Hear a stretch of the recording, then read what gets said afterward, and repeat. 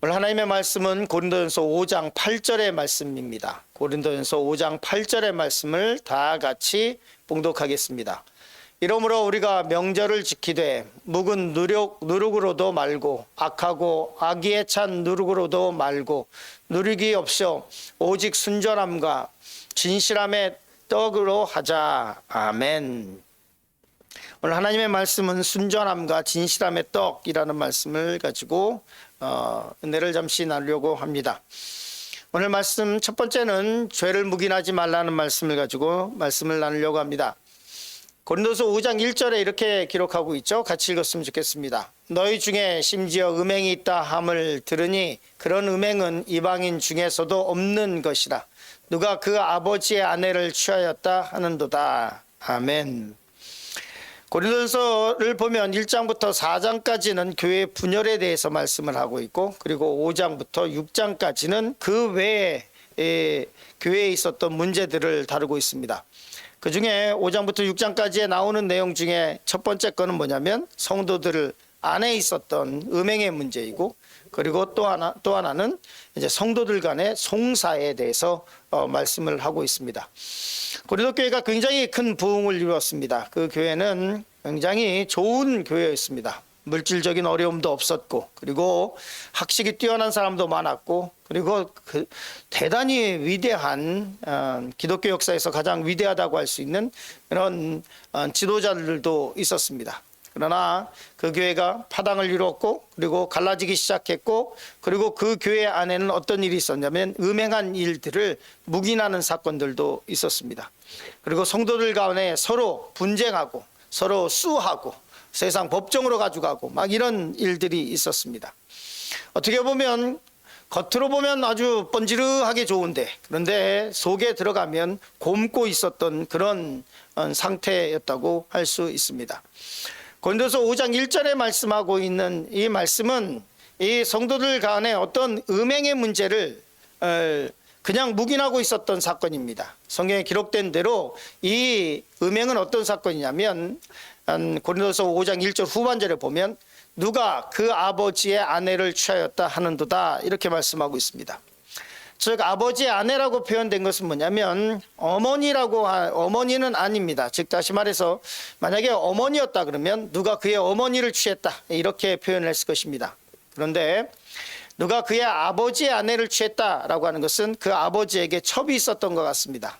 그렇기 때문에 그 첩과의 관계를 갖고 있는 사람이 교회에서 버젓이 들어와 있었고, 그리고 그것을 성도들이 알았던 것 같습니다. 그렇기 때문에 바울에게 전달됐었고, 성도들이 그것을 다 알고 있음에도 불구하고 이 사람이 어떤 사람인지는 모르겠으나 성도들이 그것을 다 묵인하고 있었습니다. 가끔가다 교회 내에서는 이런 일들이 벌어지는 것을 보게 됩니다. 그냥 교회에서 헌금 많이 하고, 그리고 교회에서 뭐 직분이 장로님이고 뭐 권사님이고 뭐 유력한 그 지역에서 유력한 사람인데, 그 사람이 교회에서 큰 것을 감당하는데 그 사람에게 너무 큰 허물이 있는 거예요. 그런데 그러면 목사님도 그렇고 성도들도 그렇고 쉬쉬쉬하고 그냥 뭐 교회 헌금도 많이 하고 한다고 그리고 쉬쉬 넘어가고 있는 거죠. 그런 현상이 고린도 교회에 있었다는 거예요. 그런데 이렇게 자기 아버지의 아내를 취하는 것은 고린도전서 5장 1절에 얘기하고 있지만 그런 음행은 이방인 중에서도 없는 것이다 이렇게 지적하고 있어요. 얼마나 부끄러운 일입니까? 그리스도인이라고 성도라고 하면서 이방인들도 세상 사람들도 하나는 죄를 버젓이 짓고 있으면서 뻔뻔하게 교회에 와서 자기 예배하면서 회개하지, 예배는 당연히 해야죠. 그런데 회개하지 않으면서 목소리를 내고 있는 것을 보게 됩니다. 이 문제에 대해서 뭐라고 얘기하고 있냐면 이렇게 말씀하고 있습니다. 고린도서 6장 18절 말씀 같이 읽었으면 좋겠습니다. 같이 읽습니다. 음행을 피하라. 사람이 범하는 죄마다 몸 밖에 있거니와 음행하는 자는 자기 몸에 죄를 범하느니라. 이 음행의 죄에 대해서 성경은 이렇게 가르쳐주고 있습니다. 다른 죄들은 그 죄를 허용하고 해도 된다는 것이 아니라, 다른 죄들은 몸 밖에서도 짓는 것이지만 특별히 음행은 자기 몸에 짓는 죄다라고 말씀을 하고 있습니다. 하나님께서 왜 우리에게 결혼의 제도를 주셨느냐? 우리에게 성욕이라고 하는 것이 있다 한다고 한다면 그것을 부부관계 속에서 정말로 하나님께서 맺어준 그 아내와의 관계 속에서 이 문제를 다뤄야 될 것입니다. 그러나 그 결혼 밖에서 이루어지는 이 모든 것은 자기 몸에 죄를 짓는 것이라고 얘기를 하고 있습니다. 그리고 또 고린도전서 5장 2절에 보면 이 고린도 성도 가운데 있었던 이 음행의 문제, 이 문제를 교회가 다루지 않는 것에 대해서 질책하고 있습니다. 같이 읽었으면 좋겠습니다. 그리하고도 너희가 오히려 교만해져서 어찌하여 통한이 여기지 아니하고 그 일 행한 자를 너희 중에서 쫓아내지 아니하였느니라. 이렇게 말씀하고 있는 이유는 뭐냐면 세 가지를 꼬집어서 얘기합니다. 교회에 대해서. 그 음행한 사건에 대해서 교회가 잘못한 것에 대해서 세 가지를 꼬집고 있는데, 첫 번째로 오히려 교만해졌다. 괜찮아 이러고 넘어가고 있다는 거예요. 스스로 이 성도들이나 아니면 거기에 있던 지도자들이 이것을 그냥 쑥 넘어가고 있는 거예요. 죄에 대해서 교만해져 있다는 거예요. 이게 죄라고 하는 인식도 안 하고 있다는 거예요. 스스로 판단자가 됐다는 거예요. 그래서 오히려 교만해졌고 어찌하여 통한이 여기지 않고 회개할 생각도 안 하고, 세 번째, 그 일을 행한 자를 너희 중에서 쫓아내지 아니하였느냐. 왜 쫓아내지 않았냐 이렇게 말하고 있습니다. 교회에 수많은 사람들이 들어올 수 있는데 그 사람들이 죄를 가지고 들어옵니다. 그러면 그것을 허용하라고 하는 것이 아니라 회개해야 됩니다. 그런데 교회가 그것을 묵인하기 시작하면 교회는 걷잡을 수 없이 무너집니다. 그리고 그 사람이 누구든 상관없이 그것에 대해서, 이 문제에 대해서 강력하게 얘기합니다. 쫓아내라. 그 사람이 쫓아내라. 그 누구든지 상관없이 이 음행한 죄를 짓고, 교회에서 그 음행한 죄를 짓고 있다는 것을 교회 모든 성도가 다 알고 있음에도 불구하고 이것을 다 묵인하고 있는 상태에서 지내고 있는 것에 대해서 그 사람이 누구든지 간에 지도자들이든 교회든 결정을 해서 그 사람을 쫓아내지 않은 것에 대해서 통탄하게 여기고 그것에 대해서 질책하고 있는 것을 보게 됩니다. 현대교회가 이것에 대해서, 굉장히 죄에 대해서 너무너무나 묵인하는 경우가 너무나 많습니다. 그리고 이어지는 말씀이 이제 뒤후반부에서 보겠는데요, 누룩에 관한 것입니다. 그 작은 것들을 놔두면 이 누룩이 큰 이 밀가루 덩어리를 부풀려서 크게 만드는 것처럼 그것이 교회 내에 전부 퍼지게 된다는 것을 지적하고 있습니다. 에베소 5장 3절 말씀 같이 보겠습니다. 같이 읽었으면 좋겠습니다. 음행과 온갖 더러운 것과 탐욕은 너희 중에서 그 이름조차 부르지 말라. 이는 성도에게 마땅한 바니라. 에베소서 뭐라고 말씀하고 있냐면, 음행은 이름조차 부르지 말라. 그것은 입에 꺼내지도 말라라고 하는 이야기죠. 그런데 우리가 봐야 할 것이 있어요. 음행과 온갖 더러운 것과 탐욕이 같은 선상에 있다는 거예요.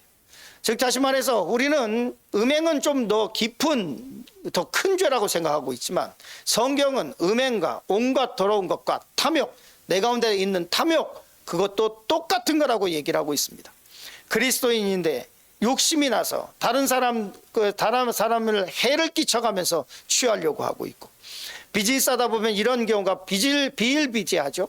그리고 온갖 더러운 것과 음행과 이 탐욕이 한 선상에 있고, 나는 음행을 범하지 않았다라고 깨끗하게 할 것이 아니라, 깨끗하다고 생각할 것이 아니라, 음행과 온갖 더러운 것과 탐욕은 너희 중에서 그 이름조차도 부르지 말라. 이는 성도에게 마땅한 바니라. 성도가 해야 할 마땅한 일이라고 말씀하고 있습니다.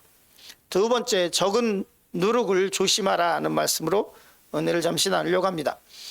고린도전서 4장 6절 말씀 같이 읽었으면 좋겠습니다. 너희가 자랑하는 것이 옳지 아니하도다. 적은 누룩이 온 덩어리에 퍼지는 것을 알지 못하느냐. 우리가 이 작은 것에 대해서, 이 죄의 문제에 대해서 민감하게 다루어야 하는 이유가 그것입니다. 그거를 놔두면 그것이 점점 퍼지기 때문에 그렇습니다. 우리 이런 말을 하죠. 죄가 마당에 들어오면, 그 마당에 들어온 죄를 쫓아내지 않으면 어느 순간인가 죄는 대청마루에 걸터 앉아 있습니다. 그 대청마루에 걸터 앉아 있는 죄를 쫓아내지 않으면 어느 순간인가 안방에 들어와서 안방 가운데를 차지하게 됩니다. 즉 다시 말해서 적은 것에 대해서 대청마루가 아니라 마당쯤에 문 앞으로 들어왔을 때 그것을 쫓아내지 않으면 언젠가는 마당을 자기 집처럼 놀이처럼 다니고 그러고 있다가 슬그머니 대청마루에 앉아서 걸터 앉아 있다가 조금만 쉴게요, 아니면 조금만 앉아 있다가 뭐 이러다가 쓱 안방으로 쑥 들어옵니다. 뭐라고 말씀하고 있냐면 적은 누룩이 온덩이에 퍼지는 것을 알지 못하느냐 이렇게 말씀하면서 이것에 대해서 특별히 너희가 자랑하는 것이 옳지 아니하도다 라고 말씀하고 있습니다. 특별히 이 고린도 성도들이 자랑하는 것에 대해서 그것에 대해서 적은 누룩이라고 말씀하고 있는데, 특별히 성도들은 어떤 자랑을 하고 있었느냐, 성령의 은사를 자랑하고 있었습니다. 고린도전서 1장 7절이죠. 그들에게 있었던 수많은 은사들, 그리고 또 고린도전서 1장 5절에 있었던 지식과 언변에 대해서 자랑하고 있었습니다. 또 목회자들에 대해서 자랑하고 있었죠. 고린도전서 3장 21절 바울, 게바, 아볼로 이런 것을 자랑하고 있었습니다. 그 외에 다른 것들도 자랑하고 있었어요. 그리고 또 죄의 문제가 있었고 이런 문제들이 있었습니다. 이런 것들을 이 적은 누룩이라고 생각하는 것 자체가 문제이고, 이것들을 그대로 놔두면 온 덩어리에 퍼지는 것을 알지 못하느냐라고 말씀하고 있습니다. 야고보서 4장 16절은 이렇게 말씀하고 있습니다. 이제도 너희가 허탄한 자랑을 하니 그러한 자랑은 다 악한 것이니라.